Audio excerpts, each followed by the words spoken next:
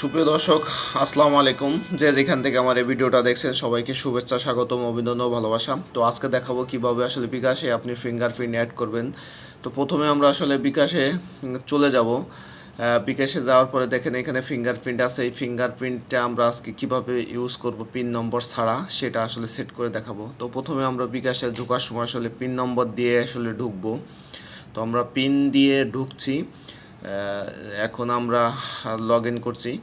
তো এইখানে প্রথমে আমরা এরকম আমাদের প্রথম প্রোফাইলে চলে যাব। প্রোফাইলের পরে দেখতে পাচ্ছেন যে আমাদের যে নাম আছে, নামের পাশে একটা ছবি আছে, ওই ছবি আইকনে আসলে আমরা প্রেস করে দেব। পেস্ট করে দেওয়ার পরে আপনারা দেখতে পারবেন আসলে বিভিন্ন কয়েকটা সেটিং আসবে। তো একদম নিচে দেখেন টাচ ফেস আইডি চালু।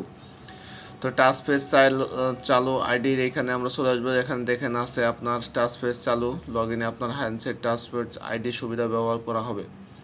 তো এটা আমরা আসলে আজকে এই টাচ ফেসটা আমরা টাচ ফেস না, আমরা শুধু ফিঙ্গারপ্রিন্টটা আসলে সেট করব।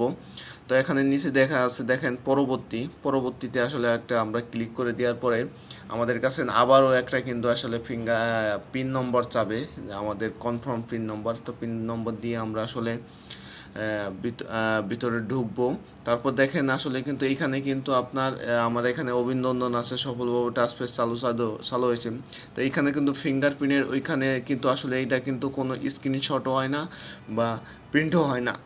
তো আমরা এখন বেরিয়ে আসলাম। বেরিয়ে আসার পরে আমরা সব ডিলিট করে দিব। আসলে ডিলিট করে দেওয়ার পরে আমরা আবার বিকাশে ঢোকার চেষ্টা করব, যে আসলে বিকাশে পিন নম্বর ছাড়া আসলে ঢোকা যায় কিনা। তো আমরা চলে ঢুকে গেলাম।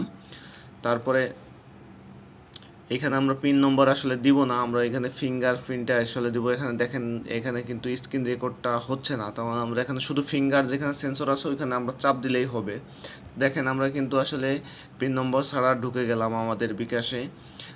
এটা আসলে দিলে সুবিধা হইলো কি, আপনার যে কোনো সময় আপনি পিন নম্বর ভুলে যেতে পারেন, তাহলে ভুলা কিন্তু আপনার যে হাতের বা ফিঙ্গার আছে সেটাকে কিন্তু আপনি সেট করে কিন্তু খুব সহজেই ইজিলিভাবে আপনার এই বিকাশে আপনি লগ ইন করতে পারেন।